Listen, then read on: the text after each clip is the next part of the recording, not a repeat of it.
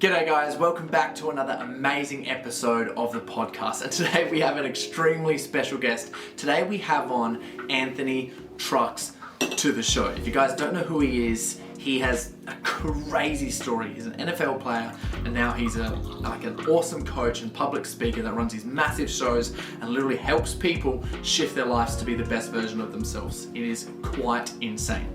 Tune into this whole podcast because Anthony gives us his best and he shoots through so much fire and so many good little nuggets to actually take away and put into your life in order to live a much better and fulfilling life. Like, it's insane. I was taking so many nuggets. I can't wait to listen to it again, like so many times, just so I can extract those little things out of there, which were just amazing at the time. I was like, well, mental note here, mental note here.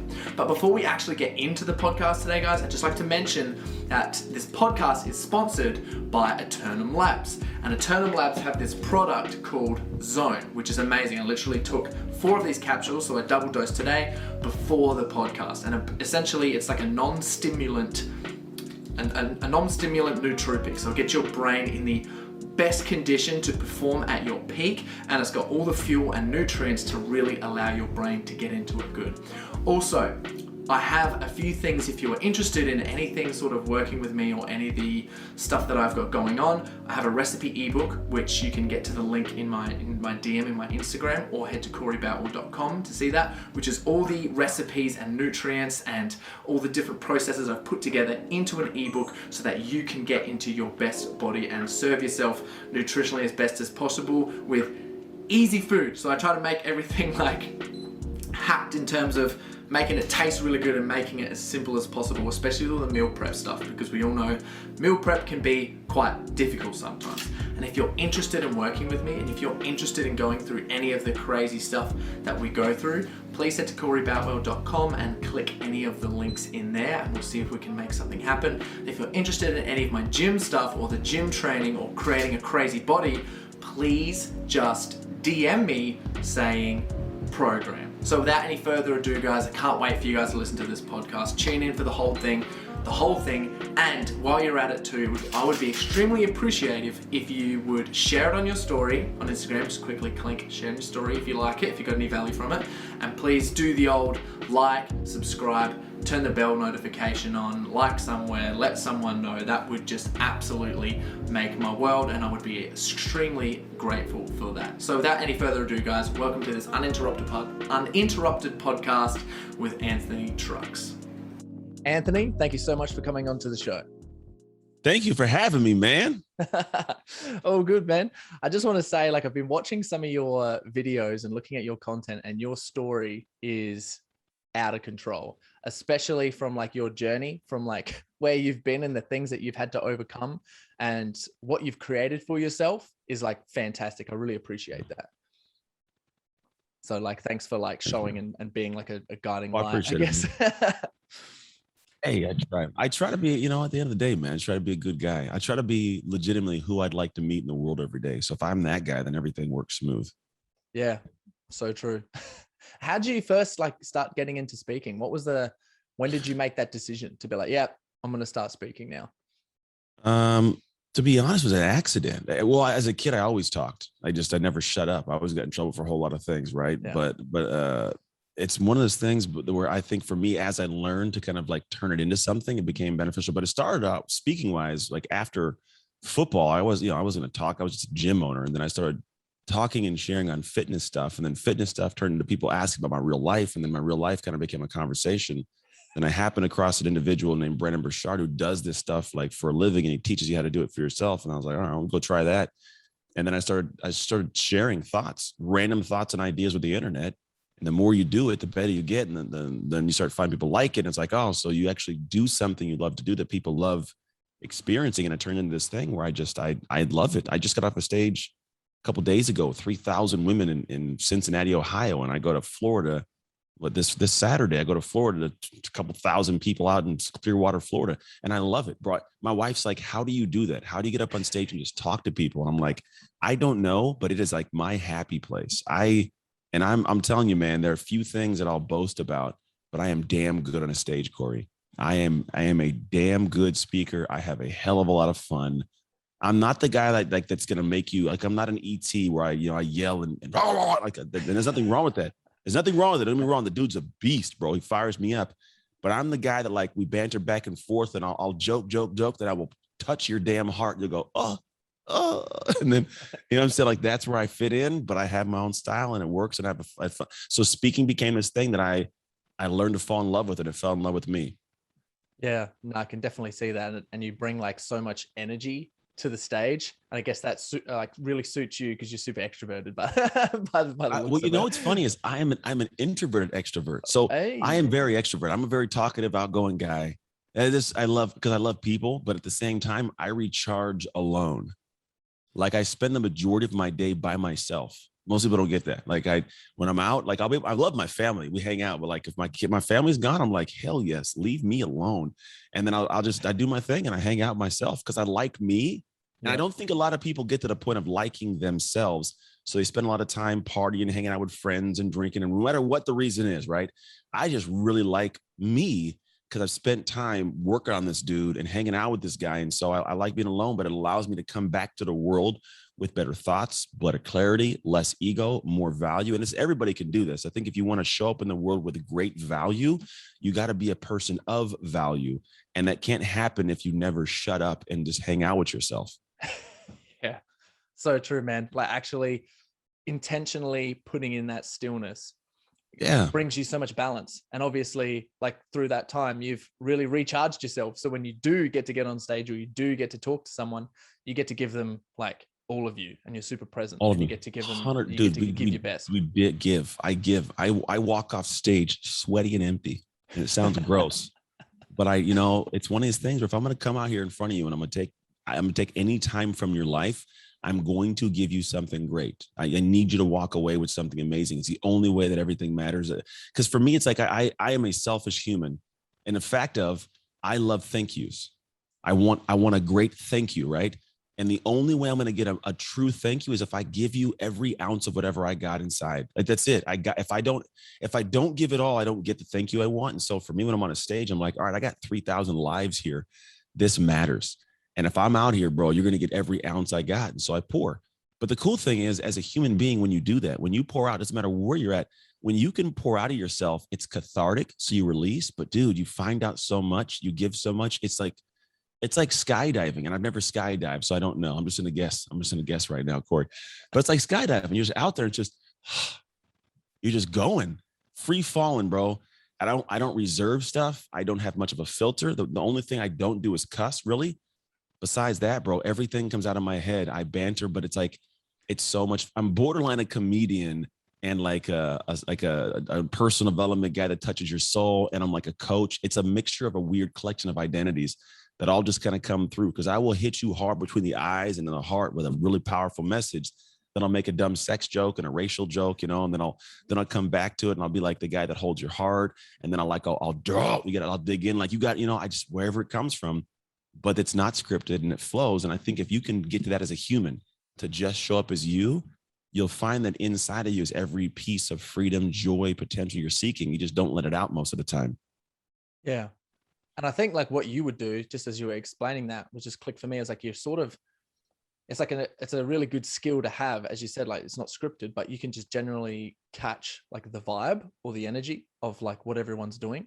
And then you can really read that and then like adjust how you're actually going to perform or be towards the other people, which is what's going to give them like some huge which is where you're going to get the best feedback and allow you to get like the best thank you for you. Because I agree with you with that whole thank you thing. And it's not just a thank you, it's like a sincere thank you. When someone sends you like a message or tells you, like, as you would know, you'd experience a lot of it. But when someone's like, you completely touched me and impacted me, thank you so much. Like my life's different now. Big, man. Yeah, seriously. Yeah. So I'd also like to get into and discuss like some of your past, because your story is like fantastic. Like the whole growing up in the adoptive like foster care homes, you getting into the NFL, and it sort of seemed like throughout like that period, there's a lot of parts where it was like you had to really sort of deal with your shadow and deal with like all of those things that come up, and you can tell that by doing all of that work. You've done so much self-reflection work. And as you said, you start to like yourself now. So I'd like to get like a little bit of an idea of what your journey was like coming up, some of the main pain points, and then some of the lessons that you've learned, and then some of the actual integrative work that you've done in terms to actually really develop yourself. Let's do it all, man. We'll give all of it. I'll give you not only the stories and the concepts, but I'll give everybody some takeaways, things they can actually do. So you guys gotta pay attention, people. If you leave right now, you're gonna miss the gold of all the things that people pay me a lot of money to teach them, because I'm not just a concept guy. There's a lot of people that say you should be better and do night, and they say, and then they don't tell you how to do it. I'm gonna give it all to you right now. Obviously, we go deeper in stuff we do, but I'm gonna give all the goods. All the goods, man. Let's dig, bro. Where do you want to go? Let's talk. Let's have fun. Let's give the people something awesome. All right. So let's start off with some of the main pain points. We'll go to the darker side of things. Some of the main pain points for you. If you have any stories around something that was like, whoa, this was crazy. Oh, it sucked. I'd love I'd love you to touch those in terms just to give people like a bit of an idea of just like, okay. My crazy. Yeah. Let's give you the Reader's Digest version of Anthony's story. Yeah. Real quick. Do you remember? You know what the Reader's Digest is? I'm not sure. How old are you again? I'm just curious. 28. That's why you don't know about it. I love it, man. Let's do it. So Reader's Digest, these little books back in the day, it was like a little like reader thing. You could just go read through it. So that's what it was. Somebody says Reader's Digest. Now you know, Corey. Yeah. You could be like, yeah, bro, I got wisdom. I'm up on game, cuz. Do all that.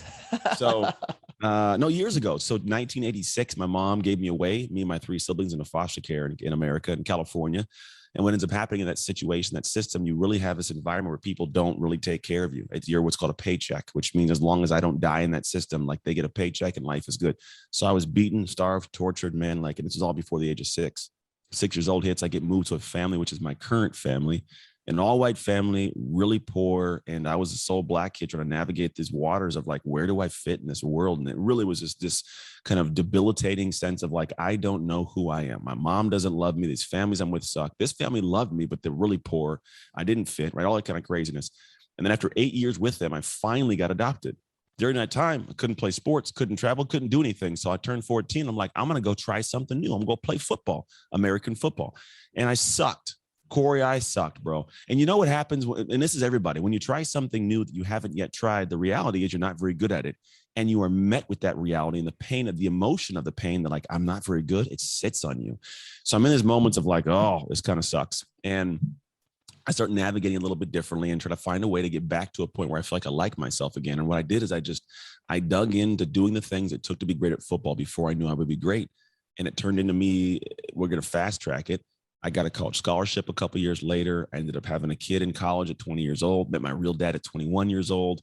A couple of years later, I got a chance to play in the NFL, which is a professional football league over here. In my 3rd year, I got hurt because NFL stands for not for long. You get in, you get hurt, you get out. It sucks. Came home and opened a gym because my degree's in kinesiology and had a massive identity crisis. I didn't know who I was outside of all the stuff. Now, I married my high school sweetheart. We had 2 more kids and I got 3 kids. I'm not a present dad, not a present husband. So family falls apart. I get divorced. Gym's falling apart. I'm almost bankrupt there. Beat it somehow, but barely. I'm out of shape and I can't play football. I go through a fog for many years of just like, man, just going downhill. At one point, I was sleeping in a 500 square foot studio apartment behind my staff's girlfriend's house. It was a little itty bitty spot, like sad, right? And it gets to this point where it all just kind of sucks, just all not very good. And I have this kind of moment of my mom passing away. My adoptive mom had been diagnosed with MS. And so in 2014, man, she passed away. And it was this awakening of like, I got to figure out how to live this life better, because she'd helped me beat the odds of foster care. Because foster care, most people don't know, but any prison in America, 75% of the inmates have spent time in foster care. And 50% of our homeless population, former foster kids. Less than 1% of us will ever graduate from college. We're not set up to do well, but this woman loved me to a point where I could do well and I wasn't living right. So when she passed, I made 2 promises. Promise 1, Mom, I'm going to figure this life out. Promise 2, when I do, I'm going to help somebody else do it. Somehow I'm going to find a way in the world to do it. Now, I just owned a gym at the time, and I went in the path of like figuring out, how do I do this? And to be quite honest, I didn't fix it immediately. I wish I could say, Corey, bro, as soon as it happened, I went out, my life changed. Took 2 years, almost 2 years. I had to wake up another time, New Year's Day, sleeping next to a strange woman from Russia who didn't speak English, who had flown out to hang out with me, you know, the bachelor cool thing, and look in the mirror and be disgusted with myself to finally figure out, like, I got to make a change. In the next 10 months of my life, complete overhaul of who I was. It was the first identity shift I'd ever made intentionally. And fast forward 10 months, I remarried my ex-wife. We have an amazing marriage, 5 years deep into a new marriage. I've got kids that have a present father. I'm in great shape. I get to travel and speak and coach. And so I've now created this process where it looks at not just my life, but anybody who has made something successful of their lives, the science behind it from a psychology standpoint, a neuroscience standpoint. And I've codified it to what's called the shift method. So it's a process you can follow to be able to shift into a different level of your humanity, to create at the same time anything you want, because it happens in unison. So when I did that, like I got to be an American Ninja Warrior, the business got rolling, like all these cool things happened, but they didn't happen in silos. I didn't transform and then come back to the world. I didn't achieve and come back to the world. I was transforming and achieving at the exact same time. And if you do the process properly, you'll look back at your life and go, holy crap, look at all the things I have and look at who I've become. When you get to that sweet spot through the process, bro, life becomes something that is just unimaginably cool. Yeah. And I think like throughout that whole period of time, I think like what's really cool is like, it's sort of like the world sort of kept trying to poke you in the right direction and like sent you all of these different like types of tests. And then it was like, when you were like, I'm going to change my identity, I'm going to make this shift, then everything sort of come to you and started to serve you really well. So like, how'd you do it? How'd you do it? How did I do it? How did you do it? Make those shifts, man. Yeah, man. It's we'll go through the process now. I'm going to explain it to you from the position of the mind now, not at the position of the mind then. Because the problem is when you're in the middle of the race, you can't talk about the race. It's a lot of people, they go into a realm of teaching people how to run the race before they've crossed the finish line. And I'm not a fan of that. Like, I think that there's like, just because you made a left turn and right now it feels good doesn't mean you should tell people to follow you, because you might be going down a cliff, right? So wait till you've crossed the finish line and go, oh yeah, I shouldn't have ever made that left turn, right? That's what you got to do. So I'm going to talk to you guys from a position of understanding now what really should have been done. So my goal, when I look at make an identity shift, the first thing is like a GPS. I got to know where I'm going. And this is common sense, but please, people don't shut the brain off because you think like, oh, I heard this before. I promise it's a different way of looking at it. And if you listen to it with different ears, it'll change the way you perceive things and could possibly adjust and change your life, quite literally. So the idea is like, if you look at a GPS module, what happens is there's a place I put for a destination, and then another thing, where's my location? Destination, current location. And then you chart the path in between. Well, most people, they don't actually have a charted destination. What they do is they say, well, I want to go to this arbitrary place real quick, some end result. And they just start doing things. And at the same time, honestly, most of them have no idea where they're even at. They're just floating. It's weird. Like they don't really know who they are. It is hard to see the label when you are inside of the jar. Most people are in that jar and they don't even really see themselves, right? So what I talk about is I want to get you to what I call your zone identity. There's a version of your identity that when you're in the zone, like if you're an athlete, you get it. You're impenetrable. I'm focused. I'm dialed. I got confidence. I'm taking action. I'm working out. I'm eating right. It's just moving. The rest of the world drowns away where you're flowing, right? That's your zone. Athletes get there. Coaches get there. CEOs get there. When we're just in that groove, right? That's what I want people to get to. Now, how do we get there? Why are we not there? Well, the first thing is that path. We got to talk about how to chart that. The first thing most people don't do is they don't actually see their zone lags. Because if you're going to have the zone, there's something that's keeping you lagging behind. That's the current location. Most people have no idea what the current location is. And they go through life and they start doing things and borrowing habits. They're like, I'm going to eat right. I'm going to exercise. I'm going to do this. I'm going to read this. And it's like, bro, why? Because so-and-so did it. Yeah, but that's their thing. What if your holes are in a different position? What if your plugs are different plugs, the switches are different switches? Why are you doing their stuff? Do your stuff, right? So if you figure out what your stuff is, you have a better opportunity of actually going. So first step is you got to see your zone lags. Now, once you see what those are, let's be real, it ain't going to feel good. To know what you're really facing, it actually hurts. It attacks your ego. It feels like someone's attacking you because it's attacking your ego. It's not you. It's what you're protecting. Your ego protects your identity with your actions, right? In a good and bad way. The good way is like when I played football, my ego said, you better work out, you better lift, you better eat right food. So that ego protected it, but it'll protect whatever identity's in there. So at that time, it's like, all right, this is my identity and I'm protecting this guy. But the problem is you feel attacked. Stop the attack, realize it's for your benefit, and go, okay, great. I need to work on this. Give yourself permission to improve. Now you go to the next thing and go, okay, great. Time to work on some stuff. Well, what am I going to work on? Your stuff, man. That's your stuff. This is the part of the GPS. We're going to say, well, what is the ideal zone identity for me? What's the perfect zone identity for my dream? What do I have to have? And there's like 6 little core areas, but you have to figure out what are the 6, where do they fit? And once you get those, you go, okay, great. This is who I want to become, because it's the big thing, Court. When you become that person, you get to have the things you want. Until you become that person, you don't get to have it. Unless you start robbing banks. That's a different conversation. Because here's the reality. We're in a world where we know too much. I guarantee I could ask you right now, what's the path to making $1 million? You could probably tell me what it is, but it's not getting done possibly. Yeah. Being honest, right? Yeah. You see so many people do it.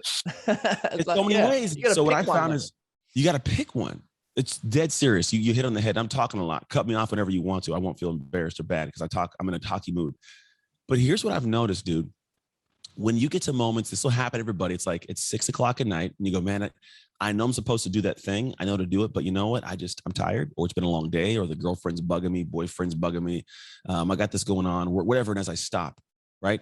I always ask people, and real question, in that moment, I say, what's your dream again? They tell me the dream. I say, okay, great. Would the person who has that thing, would they stop and make this excuse right now? And the answer is no. They wouldn't even consider it. They would just do the thing. It wouldn't even be a conversation. It would just be getting done. That's why you don't have what you have, not because of what you do or don't know, or because of your network, or because of your whatever. It's who you are. Because when you're that person, it gets done. Now, all of a sudden, guess what? If it gets done, you get to have those things, right? So for me, I say, what is that zone identity that has what you want? And now we go back and go, okay, great. That's what it is. Let's now make the blue little chart to get there. You know, the little blue line on your GPS on your phone. Yeah. Let's make that blue line, because the blue line is actions, habits, reactions, and drivers. I call it the hard: habits, actions, reactions, drivers. I want to look at what these things are, and I really want to dial in and say, these are the parts of what's going to get you to your end destination. And it's got to be a thing where when you get there, you feel like you belong there.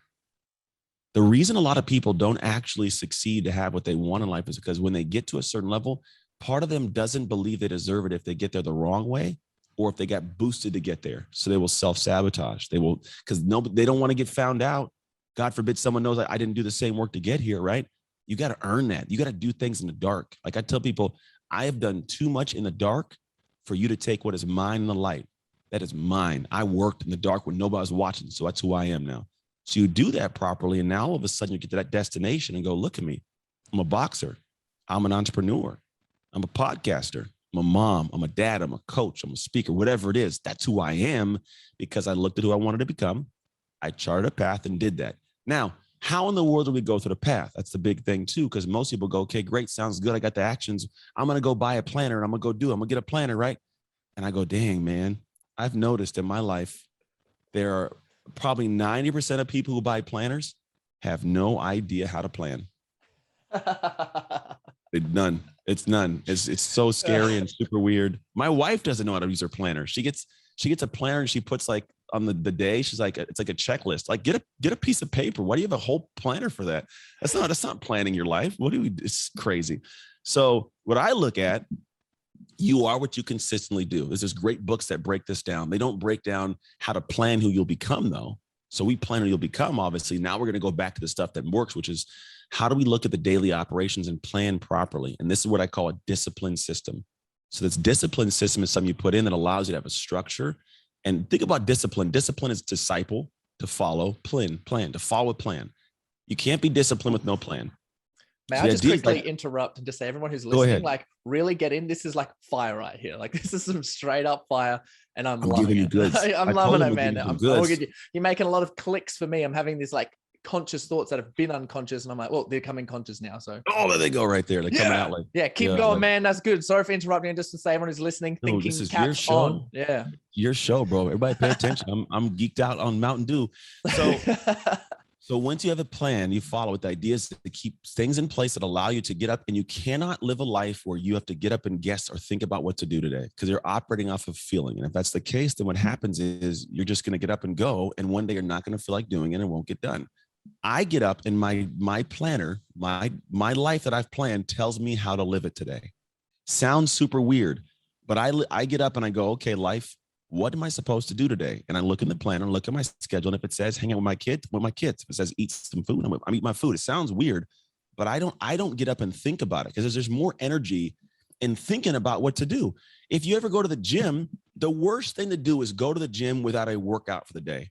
Because you walk in and you wander around like a damn puppy dog looking at stuff, and you leave the gym without even getting a real hard workout. But if your trainer sends you a workout and said, hey, you got this, you get right into it. And now all of a sudden I'm bigger, faster, and stronger. Same thing for life. But most people show up to life with no workout plan. They just show up. So I'm like, no, we're going to plan that. And then what we do is, now that the system that's in there, how do I stay disciplined to it? A lot of it is boundaries. How do I keep the things out that got to stay out and the things in that got to stay in, right? So structure, discipline, consistency, that stays in whether I feel like it or not. This thing doesn't leave the boundary. I am not going to say this thing, try this thing, miss this thing, whatever it is. I'm doing that. I'm reading the book. I'm writing this thing. It's in the boundary. If it's outside the boundary, I'm sorry. I'm not going to the bar. We're not partying. I'm not taking that trip. I'm not giving you a call. If you want to press the boundary, hey, look, I'm working on something. You want to go do this? Let me take a look. You know what? I would love to, but I got to say no because I got something on my planner I already said yes to. And if I say yes to your thing, I got to say no to something I already said yes to. Can't do that. My life's right here. It's telling me what to do. I can't shut this thing up. So I live my life with a discipline system that allows me to have a structure of where I get to operate in a tick to where, fast forward 6 months, I will look up and I'll go back to my life and go, I am a different person than I was 6 months ago. Not only that, but I have different things than I had 6 months ago. That's my proof that this is my light because I did the work in the dark. And that's the process. And most people go, what do I got to learn? What book do I got to read? That's all good and well, man. But all that information is useless unless you are the person to apply it. It is not what you know. It is who you are with what you know. And we create the who. Yeah, and who you are is obviously going to give you a massive sense of conviction, so that when you do figure that out, you're going to stick to it 100%. Oh, you ride, dog. You know what I'm saying? And the thing is, in the beginning, it's hard. My camera's being all weird. I don't know what it's doing. It's probably going to turn off. Stupid camera. In the beginning, it becomes hard to do these things. And I'm dead serious. It usually is very difficult. But here's the cool thing. It's difficult because it's out of character right now. It's not who I am to do this. So it feels weird, right? But just bear with me for a second. Out of character doesn't mean bad. It just means different than the current character. It could be good. Out of character could be like, you know what? I'm cold calling. I'm making sales calls. It's out of character, but it's a good character for the business, right? I'm communicating better. I'm saying sorry. I'm apologizing. These are all out of character. But the idea is to hear out of character and think it's bad. I'm not that guy. Well, then, yeah, you won't have what that guy has, right? First part of it. But here's the unique thing. Whenever you do it enough, it's hard in the beginning. But when you've done it enough, it becomes who you are to do it. But here's the cool thing. Where at first it was hard to do it, it becomes just as hard to not do it. Yeah. Because it's who I am now. I'll feel growth. Like, say working out in the beginning, it's hard to get to the gym. It's hard to be consistent. It's hard to, but then after a while, it's like, bro, I feel gross if I didn't work out today. I can't eat that trash. It's hard to not do it. So here's the thing though. Someone's going to get it done. And one person's going to have the energy from doing it or be burnt out. If it's always me forcing to do it, I'm going to stop at some point. So I will not get the outcome of that action. But if it's hard not to, it's going to get done almost easily, effortless effort. So now I'm the one that has the house, has the car, has the time, has the freedom, has the love, has the joy, because it's who I am to do it. All of us operate in alignment. We want to be in alignment with who we see ourselves to be. If you see yourself to be back here, it will always be hard to do it because you're pulling away. But if it's who you are up here, you've crafted and booked into it. Now it becomes who you are to stay in alignment with those certain things. And that's why people who are successful almost make it look easy, because it actually feels easy. Yeah. Oh man, crazy. And like massive clicks, doing the things out of character to make them your actual character. And that effortless effort you get from figuring out who you want to become and being that person, mind blown. Love that. Dude, so good. I'm actually extremely interested, like just a personal question for you is like, what are your inputs? How did you learn all of this and apply it to yourself? Oh, I broke my damn life, dude. That's how you do it. Yeah. You go out there and you break your life, and then you figure it out, and you're like, oh, that's what happened. To be honest, man, I don't think I'm special. I've done enough stuff, and I think I try to tune into my life more than most people will tune into their life. When I break something, mess something up, or it's not right, I will have the conversation with myself and ask, why is this right? And I have always, as a human being, and maybe not always, as of late, I've been tied. Like I am very like identifying as a human. I identify with the effort, not the outcome. So when you ask, how did I get here? I do this. Well, I give effort. And if the effort creates something where like I stumbled and I felt cool, right? At least I learned that. I'm not connected to the outcome where I feel like I suck because the outcome sucked. I'm like, well, you did the effort. You figured it out. Cool. It's what you figured out. Great. Let's keep moving, right? It doesn't feel good. You're a bad dad, right? You're not a good husband. Cool. Like it sucks. It's the reality. But now I give myself permission to improve. And when you give yourself permission, you start finding out things about yourself that were always there, but you didn't pay attention to. So for me, like I just constantly am living this life, but I've given it a structure where I can teach from it. And so the majority of like the people I'm working with, I'm not going to sit here and tell you like, I'm going to show you how to make $1 billion. I've never done that. That's not realistic. I don't even want to do that. Right. But if you're like, hey, I'm in that sophomore season of life, so to speak. I've done the first stage of job, of work, of business. I'm like, I want to access that next level. And it could be monetary. It could be relational. It could be health wise. What we look at is like, okay, you've got that. And maybe now you realize that part of the problem, part of the hindrance is you as a human. Not that you are broken. It's just in comparison to where your dream is at, you have more work to do. And if that's where you're at, like, cool, I'm the guy to help you because I know what it means to cross those finish lines. I've been there. I'm looking back going, don't do this. Go do this. No, stay there. I know you want to go here, but stay over here. See, told you, right? That's the progression. And so for me, I just did it through trial and error for my own life. And then over the years, I've had other people become my guinea pigs, which is great. And now I learn from them. And to where now it's so dialed, I don't actually have to stress off of like what's going to work or not. I have full confidence it works. It's super cool to watch. I took things out of my head and put it into a process that people can then go work through, and they come back and go. I had a client a month and a half ago say, look, hey, send you a message. I got a picture of it somewhere, but he's like, hey, letting you know from when we started working a year ago, he was making $3,000 a month. He's like, I now have made and brought in $1,056,000. It's crazy, right? And it's like, what's the difference? Was it information? It wasn't information. He knew what to do, but part of who he was, he couldn't act out of character in the right direction. He didn't feel like it was him. All these little things. And you dial him in, and now it was who he was to create that income. So where it was hard to do it first, it's hard not to now. Yeah. And then he just obviously will keep growing, keep learning. Build. I think that's like Build. massive willingness to learn and a massive willingness to be open and to like accept that within yourself to obviously keep moving forward. So as you mentioned just before as well, when you're talking about people who are in that position where they're like, hey, like ideal person, I really want to start transitioning from here to here. And I've listened to all the things that you guys have said in the podcast. I understand all of that stuff. In terms of actually something tangible to do, is there anything you would encourage them? Tangible to do in what aspect? Tangible to do in terms of like some sort of like an exercise, a way to look at their life, whether they write something out in a certain sort of way to get clear and go, oh my gosh, that's like who I am. Like I can act. Yeah. I'm now motivated to actually act out of character, which is going to be in character. Well, first off, it's a build-up process. It's not going to happen immediately. And to be quite honest, we are so good at wanting to stay safe that we sometimes won't even notice we're protecting ourselves. Yeah. So usually it happens with other people involved. So it's one of our proprietary processes we actually utilize in the program that allow us to actually do that work with other people to figure these things out. And the way I explain is a certain select set of questions that we ask. And we do something where we number the questions and we base it. And then we actually have a process with how we ask them. It's a full little system. But in that system, you walk away with like some deep conversations that usually hurt your damn heart, but you get clarity. And part of it is, I'll give you a little thing. The way we ask the questions, they will make you want to cry in the moment. And And what happens afterwards is you can't say anything. So in fact, you get to hold 48 hours before you could actually address it. Bro, people hate it. However, in the moment they hate it, at the end of it, they walk away with this like this opening of like, holy crap, I didn't quite understand that's who I was. Or it's like, wow, I didn't even see this thing I have inside them. It's nuts. And it opens up.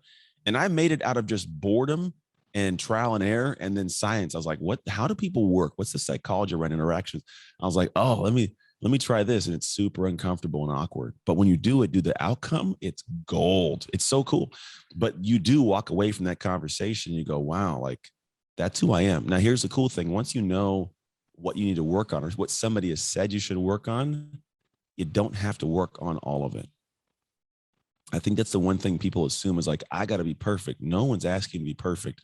Usually it's just better, right? So you may have somebody say something that you go, oh, that sucks. I don't want to be seen as that. But then like, hey, it might be part of who you are and it may be beneficial to the rest of the world, right? Right.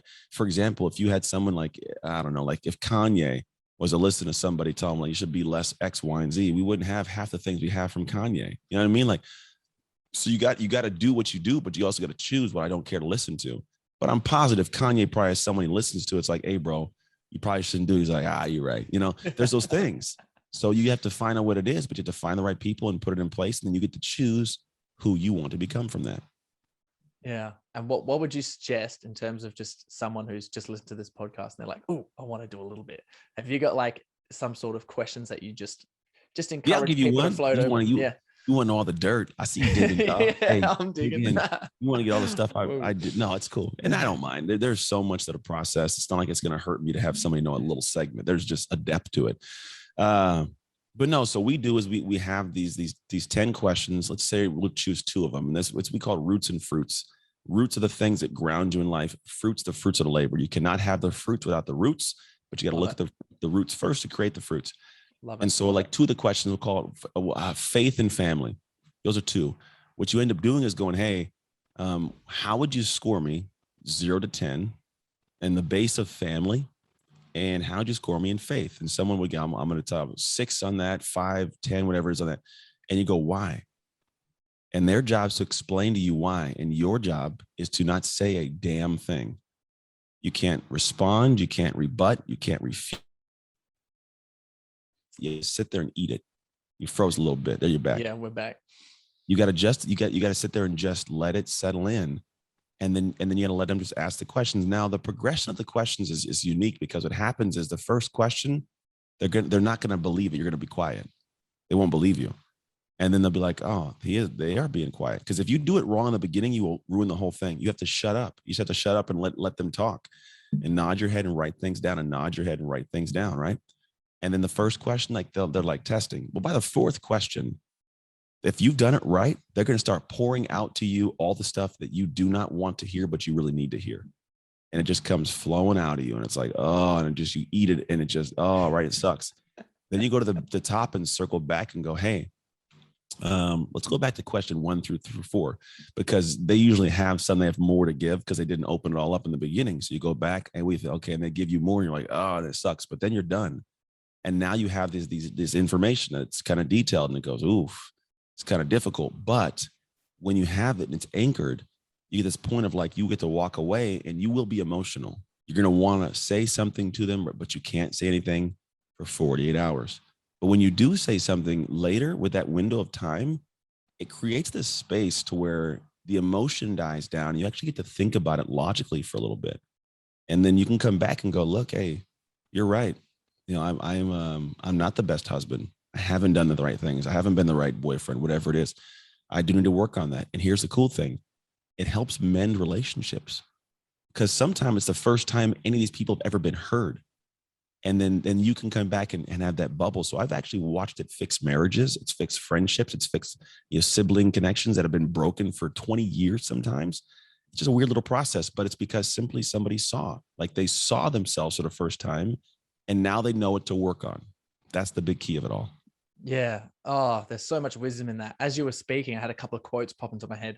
Like one of them was a Carl Jung quote when he was talking about, the deeper the roots in the tree, obviously with the roots and the fruits. I love that, man, especially because it weaves a little bit of that that myth stuff in there. Like as Kyle was mentioning, like the deeper the roots, the better the tree. And Fyodor Dostoevsky, I think it was him. One of his quotes was like, you know, the darker the night, the brighter the stars, the deeper the grief, the closer to God. And like, as you were saying, I was like, oh man, that's so legit. You're sort of like muddying all the water and then just clearing all the stuff off the top. And I love the time thing in there, like the time to actually, it makes so much sense. Like to me personally, sort of just letting it sit there and fester for a while and then actually talking about it. Man, fantastic. It's not always a festering thing. It's just it's a time to like just think. And it feels weird, but that's the idea, is like, if you can just think for a bit on it, you may find that, here's the thing, you may find that you don't care to work on it. That's serious. You might be like, yeah, I don't care. Yeah. And it happens for a lot of people. They'll do it like, I don't want to work on that. But you know what? I do want to work on this. And we go, great, let's work on that. Because again, perfection is not the plan. It's like, it's just getting better. And if you can look at the thing you got to work on, you'll find that that's part of your identity. You can go, okay, what's the action to remove that, or to fill in a new part of my identity? Because the way I look at identity is an interesting thing. It's like this back end process that's floating in us. But a lot of us, we see ourselves as something currently. And it's very scary to go to this next thing, because in order to leave your current identity, it's kind of like you've built this house of who you are and someone's asking you to be homeless. They're like, hey, you need to go and be somebody different. It's like, oh, I don't want to be somebody different. What do you mean be somebody different? It's weird. It's scary, because it's like, I don't know I'm not that person. But like, no, you're right. And to leave this would be very difficult and scary. So what I look at is I go, great, look, my focus is this. I want you to be this person you are, but take actions to build that house. Then what happens when you leave this house, when you leave this identity and shift to that one, you're not spending time on the streets. You're going to a house you've now built and prepared to go shift into. That's what we're trying to do for people. But some people, like, they'll leave careers, leave jobs, leave relationships, and feel broken and homeless. Because you didn't build a new identity, and they'll stay there in the streets for a long time, the streets of a marriage, and they can't figure out how to be in a relationship again, the streets of self-love because they don't love themselves when they lost a job, or the streets of like being a bad parent because they didn't come back and go, how do I build that house and be that new person? We're just out there homeless. And so for me, it's like, I need you to understand how to build that new house. Then when you leave that one, you shift it. It's new one that's bigger, better, bolder, and people want to come hang out at your house. So fantastic. And a planner will help you get there for sure, like a real good one. Oh man, I love that. You also as well, I would love to hear about a time or a story where you have worked with someone and you've just been like overwhelmed with like the success of what you've worked with someone. I know you did touch on someone making like a couple different people, more money, but is there anyone that sticks out for you that was like, whoa, there's a couple people. There's like two, I'm a guy that relationship matters to me a lot. Now business, it's kind of like a no-brainer. There's going to be business. You've got people that have made $45,000 in like 4 days and $95,000 in 4 weeks. That's going to happen because you know what to do, but for whatever reason, it's not getting done or done consistently, right? But the things that matter to me, like I'm a family, a relationship human. Like I love people, man. Like people matter to me deeply. And so when I interact and I have fun and I hang out, like that's what I want. One of the most important things to me is marriage. It just is like a connected relationship. It makes life way more enjoyable. I don't know how to explain that, but like I am more free and happy in a relationship than ever being single. I don't care what single people want to lie to you about and talk about, bro. No, like I don't care. I don't know. The happiest people that are in relationships are way happier than people who are happy single. I don't think you could be unhappy single, but I don't think everybody's unhappy single. Don't get me wrong there. But the happiest happy person I know who's single is never been in my comparison as happy as the happiest couple. It just is. So when I look at the things that I'm doing, like I'm trying to find ways to get people into that bucket to be like happy. I lost train of thought. What the hell was your question again? Because I just like so, no, you're on there. So just telling us a story. Oh, the people, marriage. When you were overwhelmed. Yeah. So there's two couples. One couple went through something similar to me. That's I go off in tangents. Welcome to my brain, bro. I was like, oh, hey guys, where are we at? I don't know. It's right. We're back on. Yeah, come catch up, bud. So there was two couples. One couple was like people I knew for many years, and it was just having a conversation with them, realizing, and I try to explain, there's nothing wrong with the marriage. That's not like, you guys are good people, right? One couple had a situation where like one cheated on somebody, and I explained to him like it sucks. I get it. I explain, fully understand. Now we got to make a choice. Do you want to be with her or not?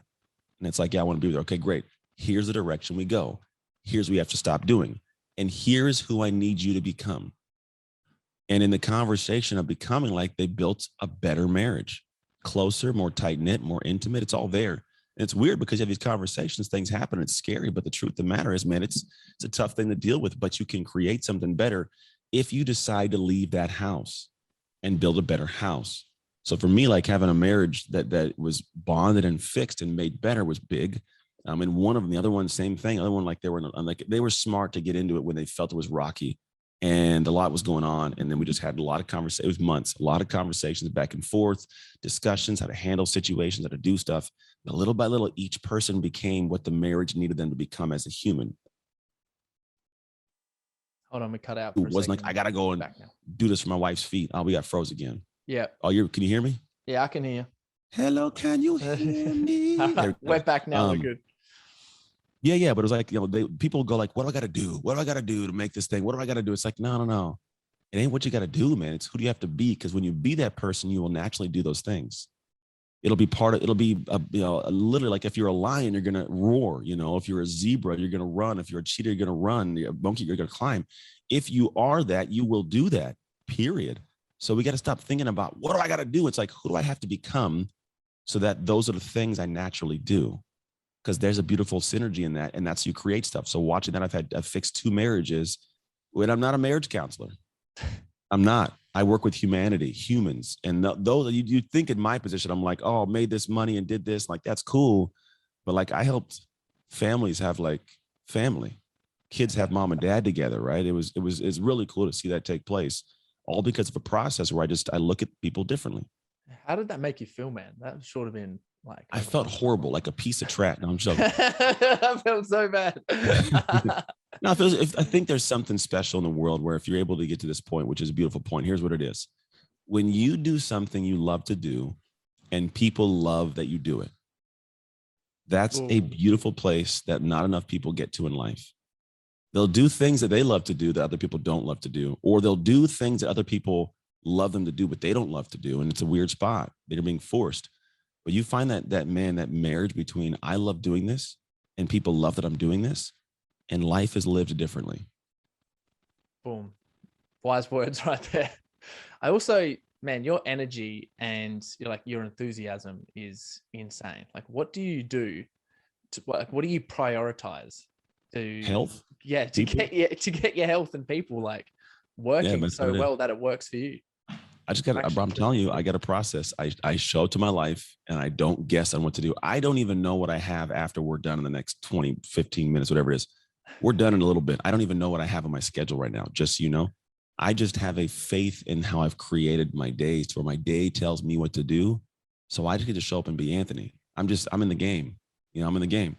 And so I structure things in that matter. I structure in family time. I have boundaries in place. I have work I get done. I create cool things. I have great friendships that I foster. And so I'm doing those things.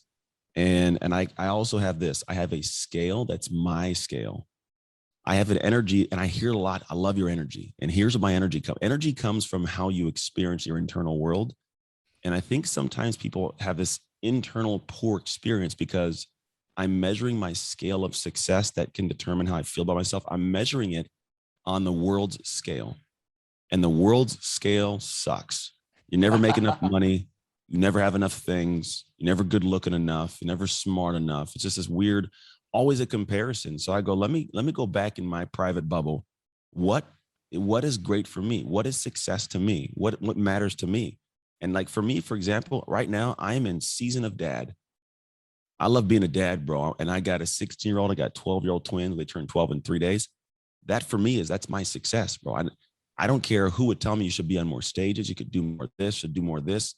I don't like working too much because I am in season of, I want my heart to be connected to kids. And if I was to borrow the world scale, work for more hours at night. Don't watch TV with the kids. TV's for losers. Millionaires don't watch TV. The hell they don't, bro. I watch tons of TV shows and movies. You kidding me? Sit on the couch with my kids and make them watch movies with me. That's what I do. And so I sit there in a space of like, I'm living in a world and in a life where like I have my own center of what makes me happy. Therefore, when I do something, I know that it's the right thing and it makes me feel good to my scale. So I got great energy. And you can only give out what you have inside. You don't got it inside, it ain't coming out of you, right? And here's the cool thing. The world becomes a mirror. So whatever comes out of me gets put to the world and reflected back. So if I am uneasy and I'm anxious inside because I don't think I'm successful because of a stupid scale, that comes out of me. I give it to the world reflects it back to me. And I experience that all day long, inside and outside. And it's a horrible place to be. Whereas for me, I'm like, well, I'm at peace. I got cool things. I work real hard. Everything's not perfect. Let's be real, but I handle it certain ways to manage my internal energy. And then I show up in the world happy. And then you're in a good mood. And then I get that you're in a good mood and we're good, bro. I'm peace inside and outside, bro. Life is golden for me. Whereas most people, it's like, I wish I could give you a massive hug and then tell you how to make this shift. Because when you do it, you get to this, like, here's our company's vision and mission. It's to help people live in a limitless space of ridiculous power. Yeah. Sounds funny, bro. I'm dead serious. I got people that like, they go through, I'm like, how do you feel? Like, I just feel real powerful.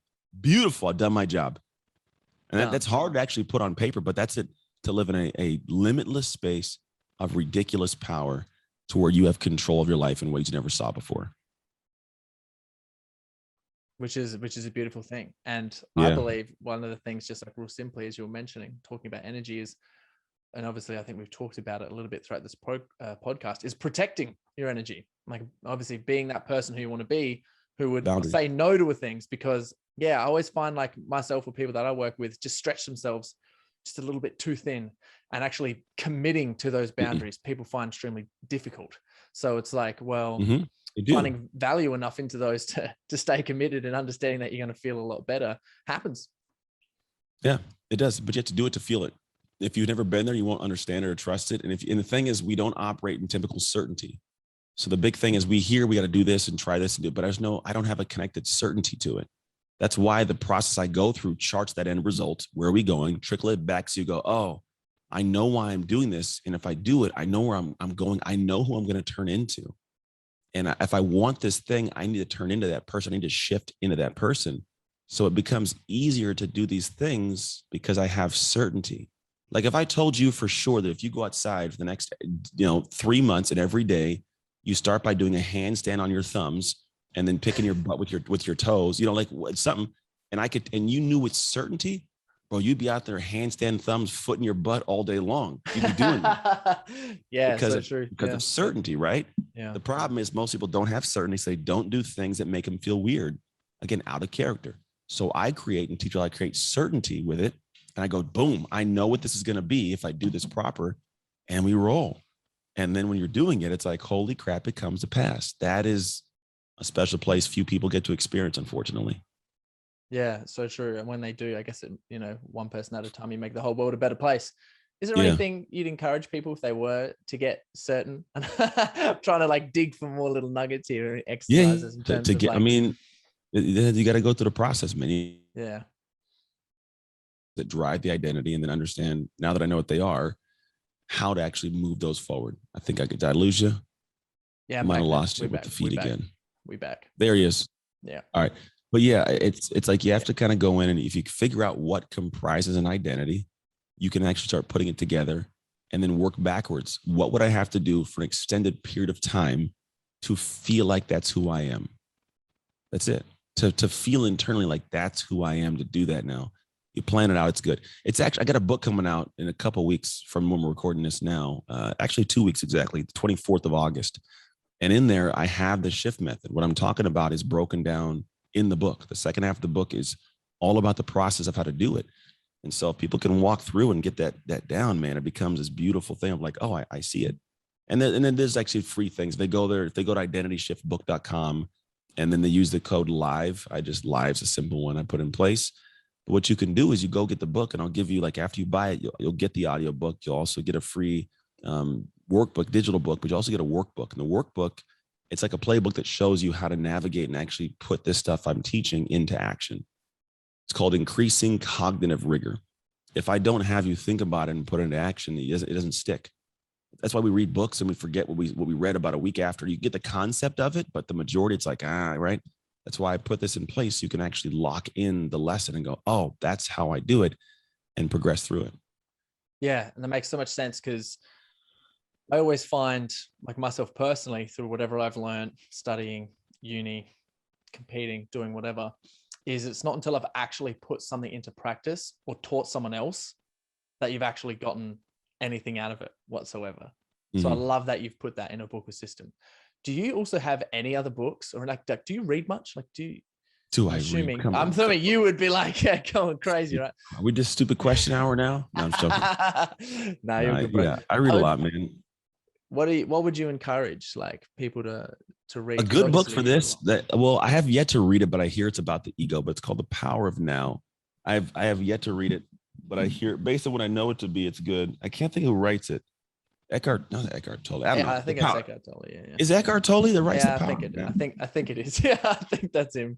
I'm trying to look at my books. What's been a real impactful book for you that you've read that you've been like, oh, I'm looking at called The Untethered Soul. Yes. I swear that Power of Now book is floating around. Hold on. Is it over here? Dude, found it. It is Eckhart Tolle's. I got to read this one. But anyway, so the most recent one I've listened to that I thought was really good is called The Untethered Soul by Michael Singer, which is pretty cool because all the stuff we're talking about with the concepts of ego, who you are, he kind of uncovers it and unpacks it in a way where he's like, you are not the person you see yourself to be. You are the watcher of the person showing up in the world. And it helps you detach a little bit, I think, from like how you're doing things and like, this is me. It's like, no, like you ever had moments where you're sitting talking to yourself, like just, no, why would you like that? I don't know. Why do you do that? I don't know. Why do you smell so bad? I don't know why I should take a shower. You know, you're one of those voices. You can't be both. So which one are you? And realistically, you kind of are both, but you overall are the watcher in your head discussing with the one that's outliving the world's life. Like it's very odd, but that's the concept. So I love the book because it allows me to think about like, oh, when I'm talking about trying to shift into a higher identity, I'm not attached to how this guy is showing up. I'm attached to the effort, his day. What is he doing today? That's why I'm real big on like, what's my day, not the destination. How do I fall in love with the effort? When you attached to being the watcher, I'm like, bro, I'm gonna show up however I want it. I'm gonna be this dude and move smooth. So The Untethered Soul is a good book. I also listened to, what was it? Outwitting the Devil. Ooh. Who's that by? Here, bro. Back now. It's by Napoleon Hill. Bro, you want to figure out you want to have your brain twisted and scrambled in like the coolest way. Go listen to it though. Don't read it. Listen to it. It's like it kind of comes off like a super cool podcast, but it's like Napoleon Hill and the devil he breaks some things down. It's crazy. Crazy. Yeah, I'm real interested in that. I like reading hard books, and I like things that sort of dive deep into the shadow realm. Like just for myself, example, I read Crime and Punishment and sort of took out like a Jordan Peterson recommendation, and I sort of tried to just really, as I was reading it, take an outlook perspective of the journey that was happening to the main characters and like how they sort of broke things down. So like I'm really excited to read that one because after that book, I felt like a different person, man. I was like, yeah. It's dope, bro. Get the little nuggets of the gold. And the books are a great thing, man. They help you kind of frame up some different stuff that didn't connect dots. Then you can go like, oh, I kind of want to be that person that does this thing. And then we go to the same process. What are the actions that would create that person in time? We go back and drill it and put it into your life and you rock and roll. The cool thing about what I do with the method as well, it always like philosophical and thought process wise, it all anchors down to actions, very specific, structured planning actions. And then you do it. Life tells you what to do. And then all of a sudden, flow smooth. Crazy. I love how simple that. It's just like getting really clear on the specific, accurate actions, which are going to have the biggest impact for you. I love that. That's what you got to do, bro. Got to get it. So you have certainty of how it rolls. Well, man, I'd love to say thank you so much for coming onto this podcast. And for anyone listening, obviously you've got a book coming out in 2 weeks. Mm-hmm. Where else can people find you to follow your journey and dive deep in all this good stuff?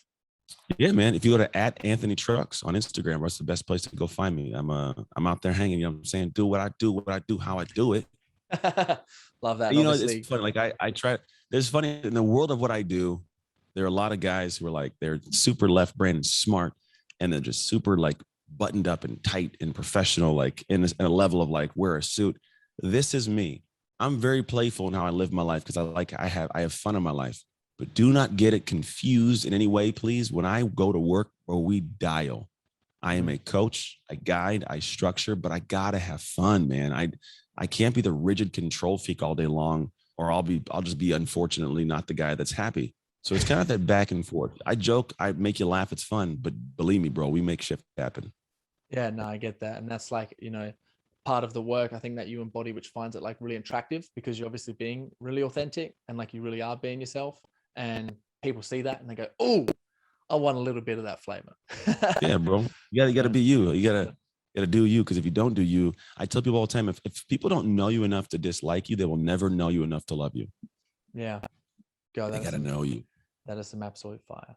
Well, before we leave the podcast, just like to ask like one more question. If there is anything that you think that would be extremely beneficial to the listeners of this podcast, who are people who are entrepreneurial, business-wise, they're into fitness, they're into health, and they could be at that position in their life where they're like, I'm ready to take some action.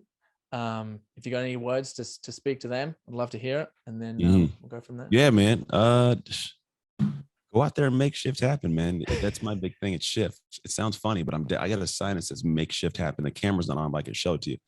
But I'm real big on making crazy cool stuff happen. Life is supposed to be lived in a space that is feeling as many feelings and experiences as you can. And if you don't have this connection, like I got to go try, be like, I'm not saying blow your life up and do crazy, but like I have a life that's anchored, stable. I got a family, like all that kind of stuff, but I still do stuff that helps me feel and experience life. And I think if you don't, then you're hurting yourself. You got one shot at this thing, man. Do it right by going and experiencing cool things. Yeah, absolutely love that. Well, guys, thank you so much for listening. Thank you, Anthony, for your time, and we'll see you in the next one.